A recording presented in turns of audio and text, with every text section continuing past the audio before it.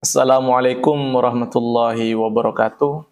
Perkenalkan, nama saya Muhammad Syarif, SEME, dosen tetap Program Studi Ekonomi Pembangunan, Sekolah Tinggi Ilmu Ekonomi Bakti Bangsa.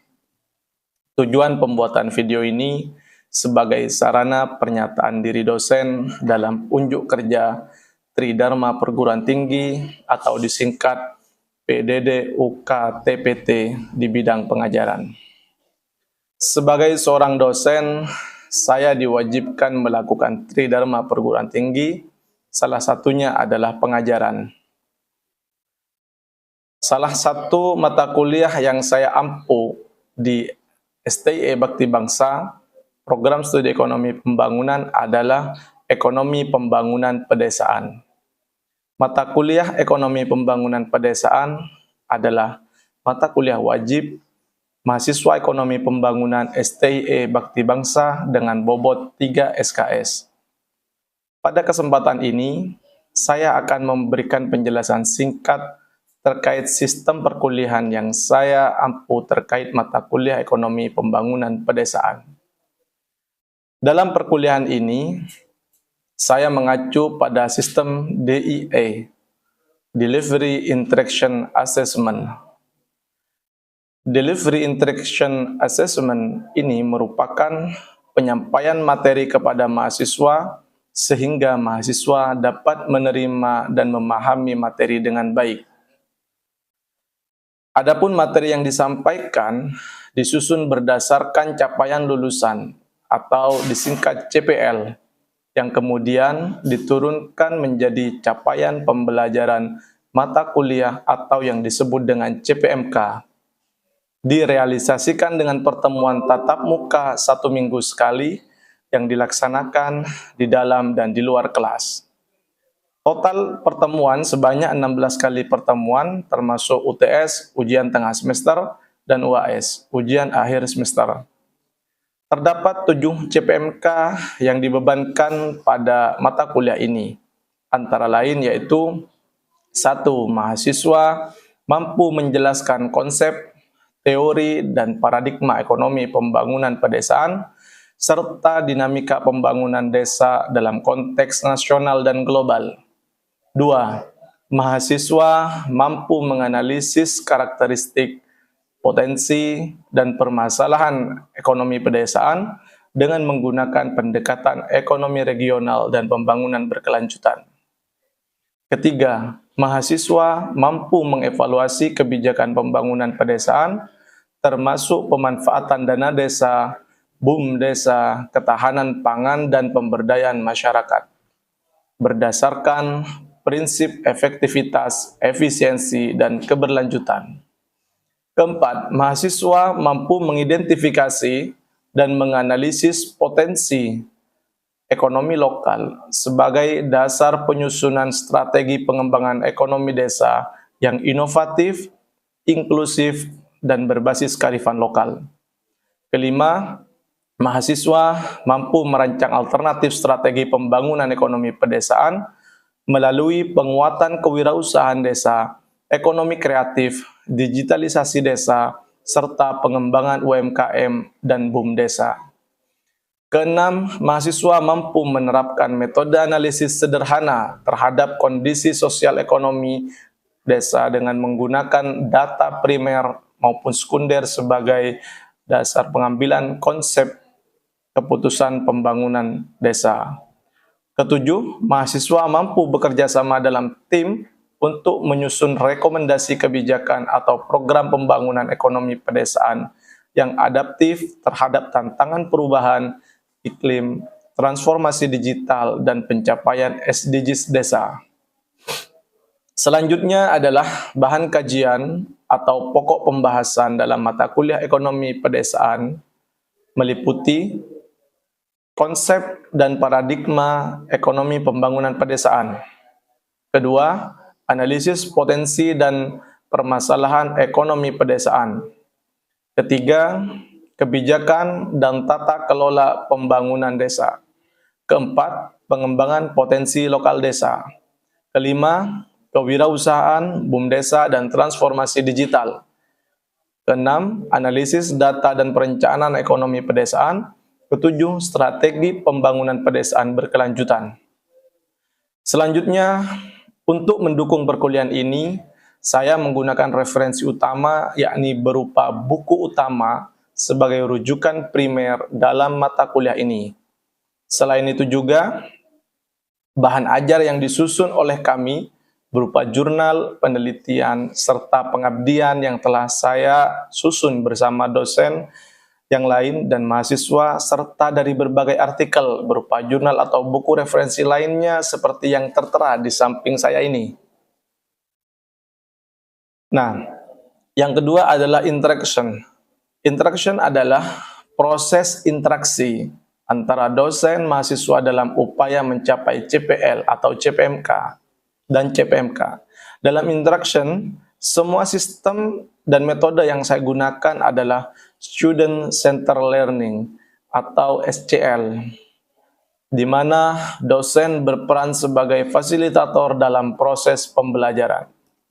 Pada metode ini, proses pembelajaran bukan hanya pada aktivitas dosen saja, tapi berpusat pada aktivitas mahasiswa, baik secara individu maupun kelompok, untuk membangun pengetahuan dengan cara menggali informasi dan teknologi.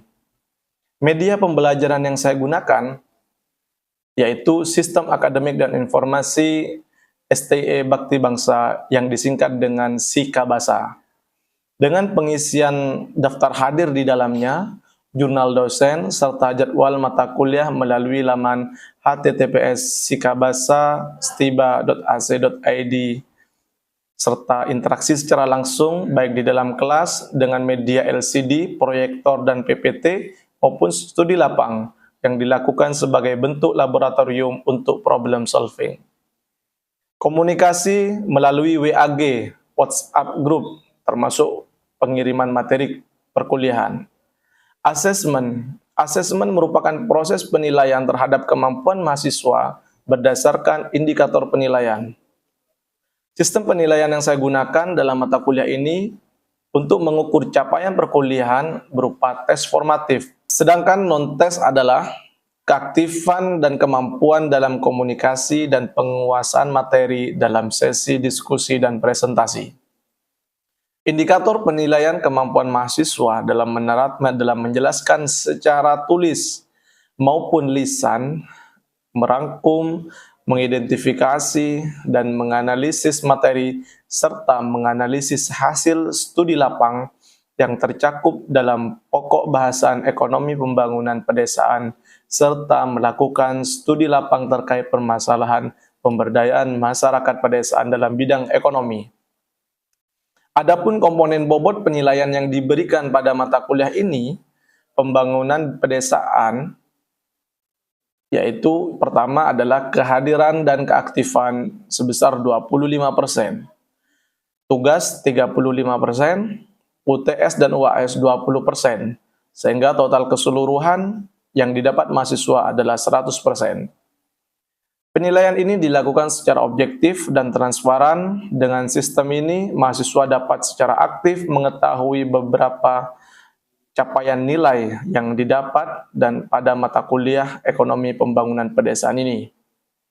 Demikian penjelasan singkat mengetahui tentang metode pembelajaran mata kuliah ekonomi pembangunan pedesaan dengan sistem DIA, Delivery Interaction Assessment. Selanjutnya, kami tayangkan cuplikan video pembelajaran mata kuliah ekonomi pembangunan pedesaan secara daring. Bismillahirrahmanirrahim. Assalamualaikum warahmatullahi ta'ala wabarakatuh. Sebelum kita mulai materi perkuliahan kita, mari kita baca doa agar apa yang kita lakukan mendapatkan barokah dari Allah Subhanahu wa taala. Berdoa dipersilakan. Oke, selesai. Baik, teman-teman yang sangat saya banggakan, hari ini kita akan belajar tentang materi pembangunan ekonomi pedesaan. Pembangunan ekonomi pedesaan ini adalah suatu pembangunan ekonomi secara fundamental, ya.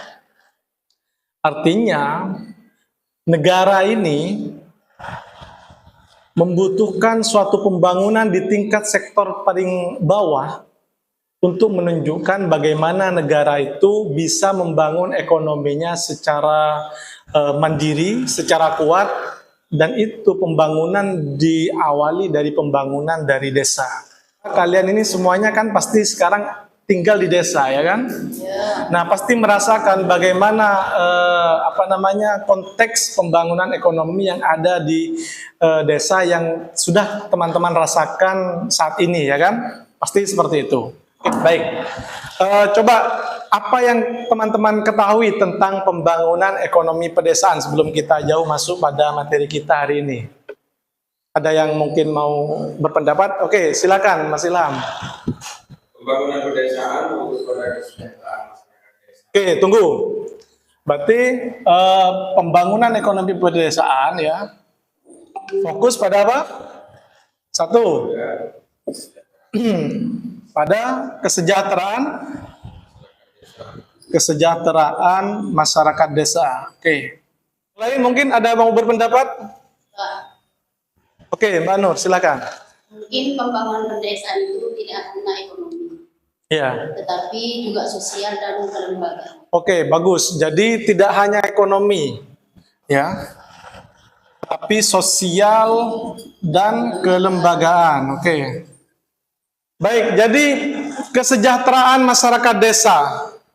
Indikator dari pembangunan ekonomi pedesaan, kita akan melihat sejauh mana masyarakat desa itu bisa sejahtera. Ya. Nah, selain itu, bagaimana kondisi sosial yang ada di masyarakat, bahwa notabene sebenarnya pembangunan yang sesungguhnya bukan soal konstruksi bangunan, ya, bukan bukan seberapa luas atau seberapa besar pembangunan yang ada di desa, tidak. Misalnya rumahnya yang besar-besar, bukan seperti itu. Tapi bagaimana sisi-sisi sosial, hubungan antar kemasyarakatan itu terbangun.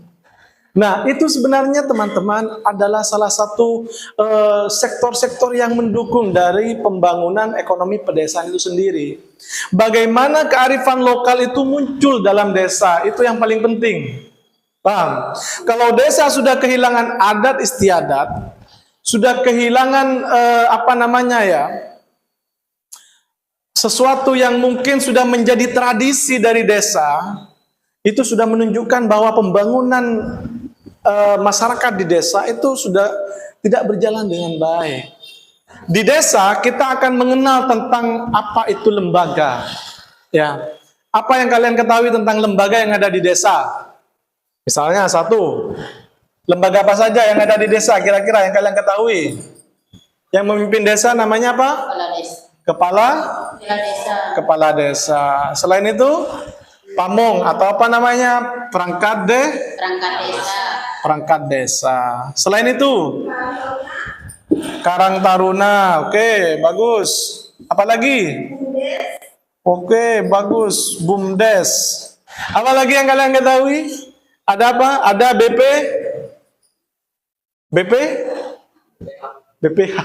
BPD, ya.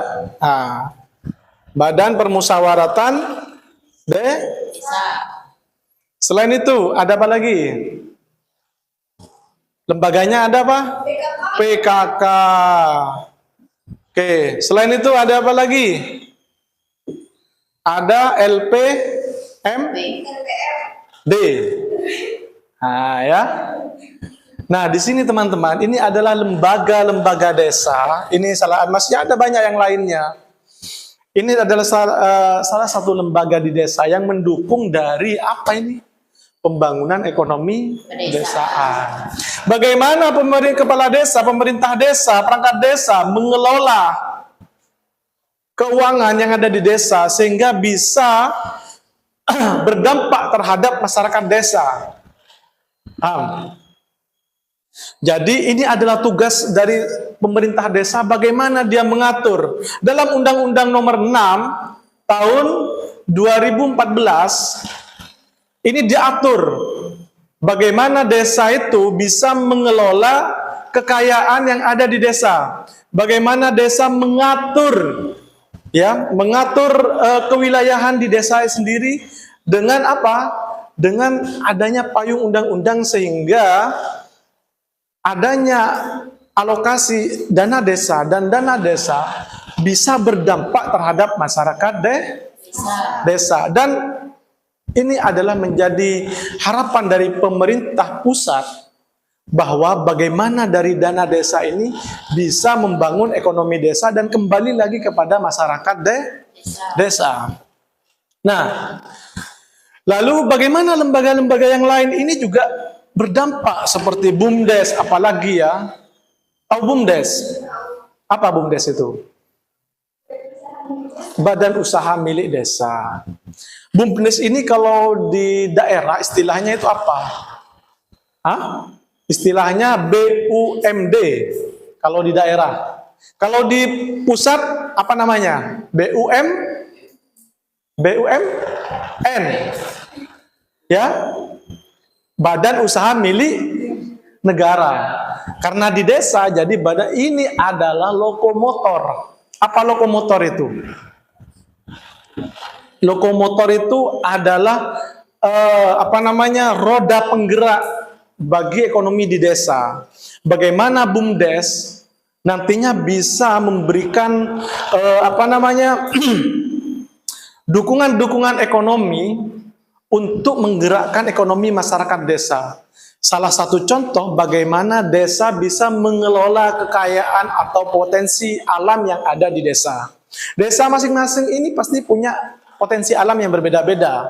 Ada yang apa? Ada pesisir. Pesisir itu apa potensinya? Seperti contoh potensinya adalah hasil laut misalnya ya. Ini kalau dikelola oleh BUMDes bisa jadi apa? Pariwisata misalnya. Kalau di Bali itu BUMDes semua yang ngelola itu. Ya, ada yang misalnya di Pantai Pandawa misalnya salah satu contoh. Di sana juga mengelola ekonomi desa lewat apa? Fasilitas-fasilitas yang diberikan oleh BUMDesnya. Dan akhirnya BUMDes bisa menggerakkan ekonomi di desa. Paham ya? Oke. Lanjut, selain itu kita akan berbicara soal pendapatan masyarakat. Selain itu, apa lagi? Kesempatan kerja. Oke, selain itu kemandirian desa dan potensi lokal. Nah, ini teman-teman, ini terkait pembangunan ekonomi desa. Bagaimana pendapatan masyarakat desa itu terdistribusi dengan baik, ya. Yang terjadi apa hari ini? Yang terjadi ada yang kaya semakin kaya, yang miskin semakin miskin. Jadi apa peran dari lembaga pemerintah desa agar distribusi pendapatan semuanya merata? Semuanya masyarakat bekerja, semuanya masyarakat punya uang. Tujuan dari pembangunan ekonomi pedesaan ya. Untuk apa? Untuk apa? Mengurangi kemiskinan. Apalagi? Meningkatkan pendapatan. Oke, lanjut. Menciptakan lapangan pekerjaan. Terus? Mengurangi urbanisasi. Lanjut. Bagus. Mewujudkan desa mandiri artinya bagaimana desa itu bisa mengelola potensi yang ada dalam desa itu sendiri sehingga bisa dirasakan manfaatnya oleh masyarakat di desa dan ujung-ujungnya nanti pasti dapat mensejahterakan masyarakat desa. Nah, ini teman-teman, ini kadang menjadi bukan menjadi perhatian yang serius bagi pemerintah desa, seolah-olah rezeki sudah ada yang mengatur.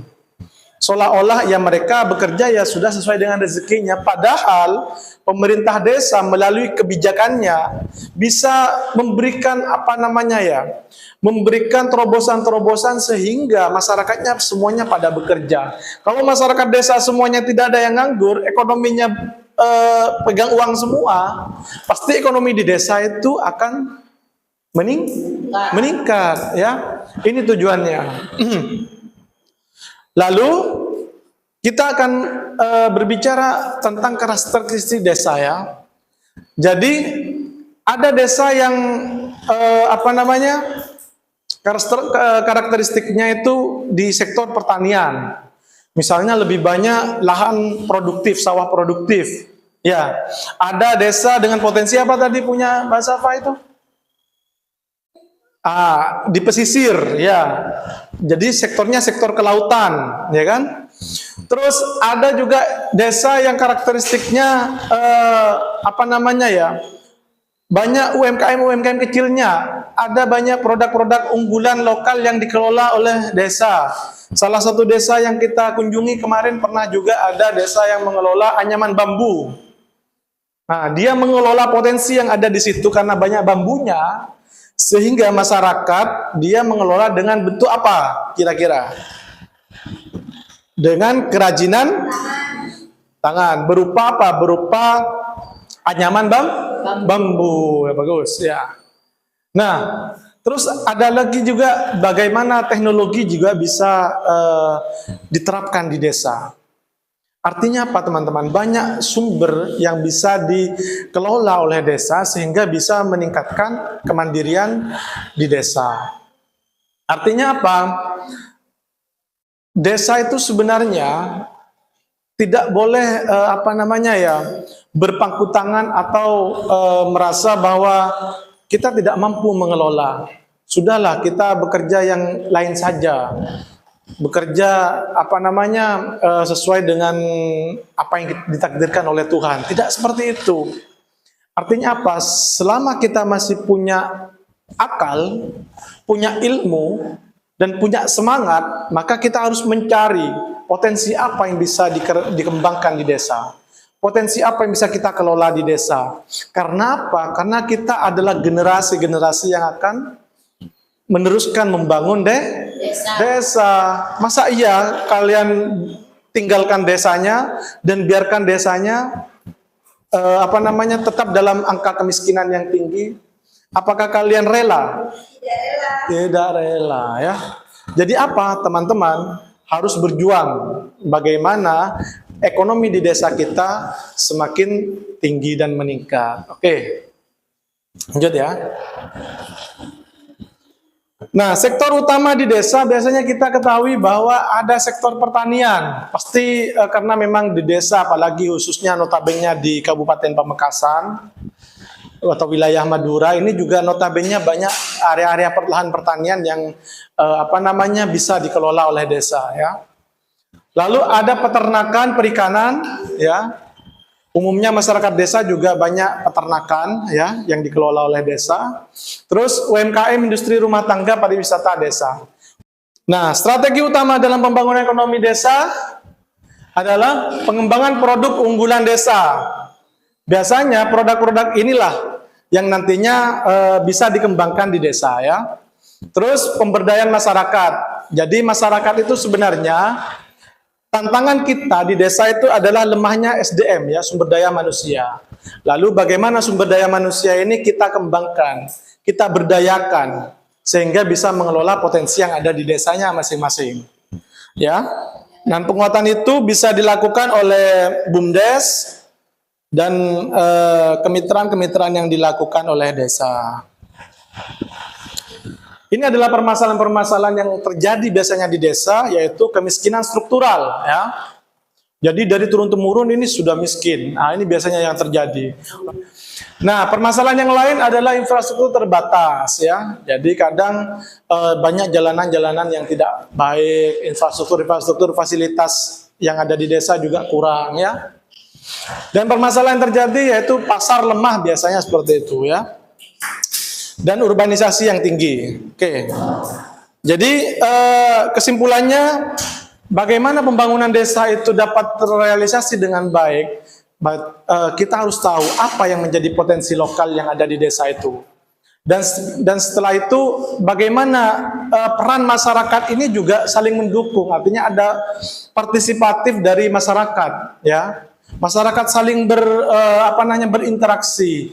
Oh, desa butuh ini. Oh, desa dikelola ini. Artinya dari segala sektor, dari tokoh masyarakat, dari tokoh pendidikan, dari tokoh ekonomi. Artinya harus saling berkesinambungan.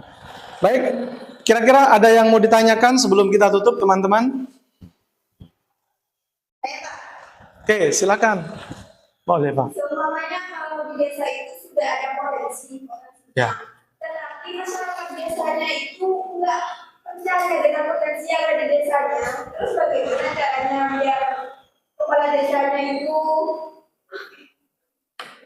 kayak meyakinkan mereka semakin potensinya bagus, tapi mereka tengil, Pak. Oke. Baik, jadi memang apa yang disampaikan oleh Mbak Holifa itu dialami oleh beberapa dan mungkin hampir banyak desa yang mengalami seperti itu. Artinya kadang ketika potensi kita itu mau dikembangkan, misalnya ada potensi yang bagus nih, terus mau dikembangkan pariwisata, biasanya tokoh agama ini ngamuk-ngamuk, misalnya seperti itu. Ini maksiat dan maksiat, begitu. Sebenarnya kita hanya saja kurang pendekatan, kurang pemahaman. Sehingga tokoh masyarakat atau orang-orang awam yang memandang bahwa potensi desa yang dikembangkan hanya menimbulkan maksiat, itu harus diperbarui dengan komunikasi-komunikasi yang baik dan jelas. Yang pertama adalah pemerintah desa harus menggandeng akademisi, begitu. Dan yang kedua, pemerintah desa harus menggandeng tokoh ulama, tokoh masyarakat. Nah, ketika akademisi dan tokoh ulama masyarakat ini juga sudah digandeng, ya, tokoh masyarakat juga harus digandeng, terutama tokoh-tokoh belatir misalnya kalau di daerah Madura ini. Kalau semuanya sudah digandeng dan dia turun ke bawah, kita hadirkan dalam satu musyawarah dan dia adalah orang-orang yang pioner yang memberikan informasi yang jelas terkait apa yang akan dikembangkan oleh pemerintah desa, saya yakin itu berjalan dengan baik. Artinya mereka hanya butuh pemahaman. Biasanya ulama yang misalnya cenderung ini melihat bahwa ini adalah potensi maksiat, sedangkan di desa ini adalah menganggap bahwa ini potensi ekonomi, ini harus dipertemukan dan harus ada musyawarah dengan baik. Nah, sejauh mana desa bisa mengendalikan agar ini tidak timbul maksiat, begitu. Dan lebih penting mana yang akan kita lakukan antara pertumbuhan ekonomi masyarakat dengan hal-hal yang mungkin masih kita takuti seperti itu. Artinya kita tidak boleh menabrak aturan, oke. Cuma mereka harus kita berikan pemahaman. Ketika misalnya potensi ini dikelola, seberapa banyak masyarakat desa itu diambil untuk menjadi pelaksana atau pengelola, sehingga mengurangi angka pengangguran. Setelah itu masyarakat desa dipekerjakan semuanya, bagaimana tingkat ekonomi di desa itu bertumbuh, ya kan? Nah, kalau masyarakat ekonomi ini tumbuh dan pendidikan juga hadir, sehingga masyarakat yang awam ini jadi tahu, jadi paham, oh ini penting ternyata dikelola. Akhirnya orang-orang yang berpikir negatif ini akan muncul pemikiran positif. Cukup kira-kira, Mbak Alim? Oke, mungkin itu saja dari saya yang mungkin yang menjadi tugas teman-teman nanti setelah ini minggu depan kita cari potensi desa ya masing-masing teman-teman. Apa yang menjadi potensi desanya masing-masing. Nah, lalu ditulis ya potensinya apa, terus tantangannya apa, terus strateginya apa untuk pembangunan ekonomi yang ada di desa gitu ya. Oke, kurang lebihnya mohon maaf. Ihdinas siratal mustaqim wallahul muwaffiq ila aqwamit thoriq. Assalamualaikum warahmatullahi wabarakatuh. Demikian video pembelajaran mata kuliah ekonomi pembangunan pedesaan pada program studi ekonomi pembangunan STIE Bakti Bangsa. Video ini kami gunakan sebagai bentuk salah satu syarat pernyataan dokumen data diri dosen dalam unjuk kerja Tridharma Perguruan Tinggi atau PDD UKTPT. Semoga dengan adanya video ini menjadi bahan pertimbangan yang baik dalam proses penilaian sertifikasi dosen gelombang 1 tahun 2026. Akhir kata, saya ucapkan terima kasih. Wassalamualaikum warahmatullahi wabarakatuh.